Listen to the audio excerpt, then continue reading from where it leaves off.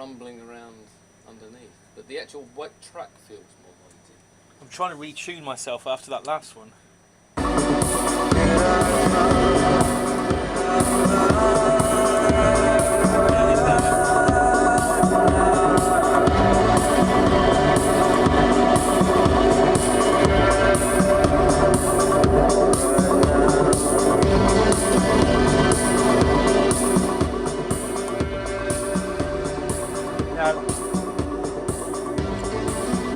Nice if that could come out a bit more, that sort of deeper bass, Yeah. warm. It would feel a bit warmer then. I think it's a bit too kind of Okay, I'll try it. punchy. Yeah. As it's a shorter side, there is room to kind of Yeah. make it bass. Yeah.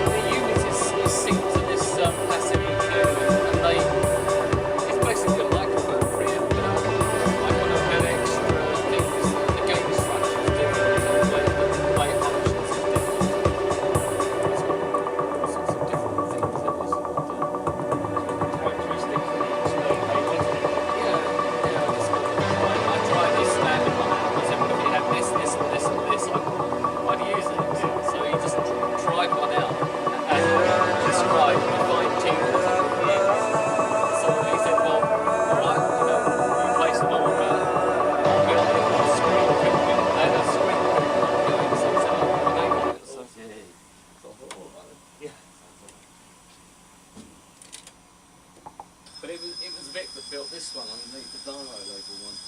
Same guy, and that was just an experiment to.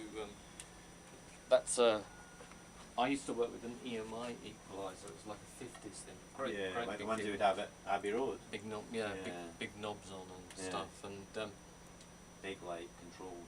Yeah, it was just like a fantastic device, and I can't get hold of one. So I just said to Vic, I want you to build me what I used to use on this EMI EQ. So he's put the EMI kind of curves and passive controls in, and then he's put a Manley line out in. It took ages, took over a year of fiddling around. And it was the only one he ever built, so it's just got all the Dymo labels on. I just left it there.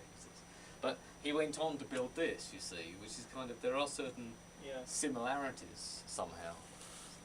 But he's never gone into production. No. It's just a kind of one-off unit. Looks great. Yeah. Here we go, right, the extra bass.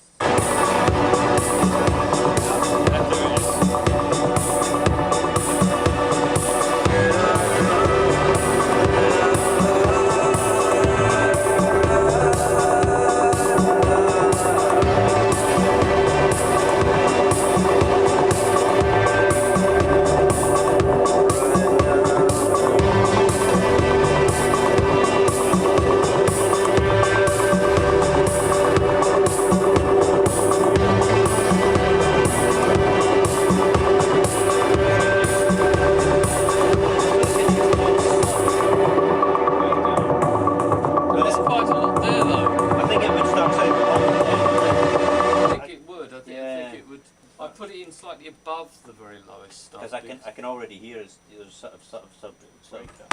You go to the door and find actually hear more of that.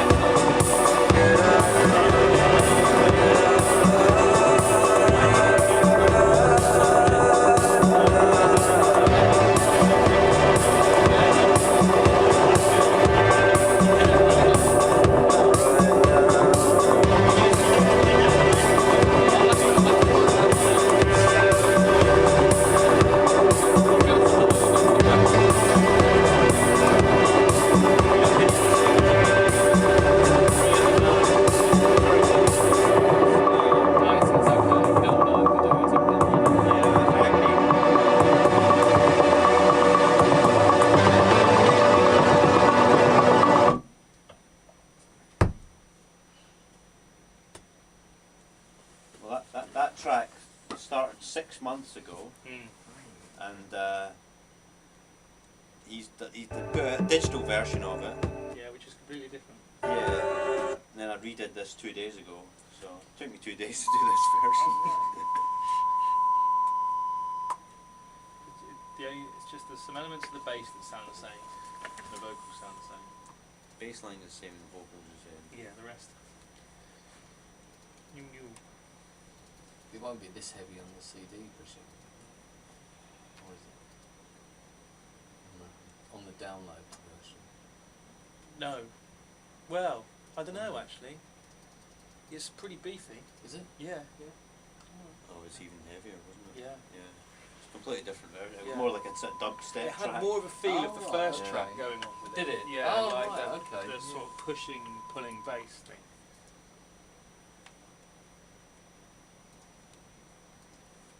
I'll send it to you just for interest, though. If it is. Yeah, that's interesting.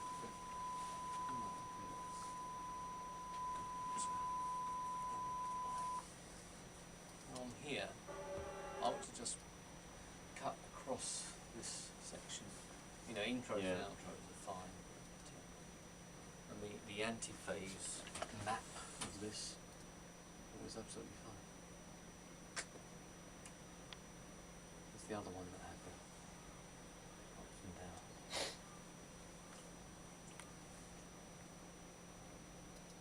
Well, the other one started out in James's productions. Yes. So maybe I Some don't know. interesting equipment was used. Possibly, I don't know. Don't know what equipment he used.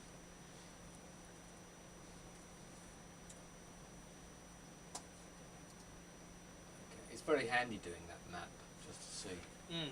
I've never seen that before. Yeah, it's just some. If I have, and I'm doing lots of vinyl releases for people, like a lot of the 4AD stuff is being redone, Cocteau Twins albums and stuff like Yeah. that. A lot of this kind of 80s stuff, very, very stereo, Yeah. all sorts of stuff, and sometimes that map looks absolutely horrific. You know, and you think, oh my God, you know. And when you listen to the actual records that were released at the time, they were heavily monoed, a lot of them, whereas the music's right out here, and you can understand why. I always try and sort of compromise a bit and like keep as much of the stereo as I can, Yeah. and just go in with a computer and just sort of fiddle a few bits, nips and tucks to make it work. Yeah. You know, it's Do you reckon standards of production then, on the whole, have improved or gone down? The stuff I that you think- see through. I think it's changed. I don't know. I think going up and down. I think there's plenty of skilled people out there. You know, people excel in their field. I think there's the thing that I notice is that What I notice is vinyl cuts have got better. yeah, Vinyl cuts Yeah. really can sound fantastic now. If you go back to early 90s, late 80s, you listen to dance records, they don't sound that good. They're not loud enough. No. I think people are they're more choosy over how they go about vinyl. They're choosing literally the best stuff. I Yeah. think that's part of it. But I think a lot of people are working with higher resolution recordings and things, and I think that's making a difference.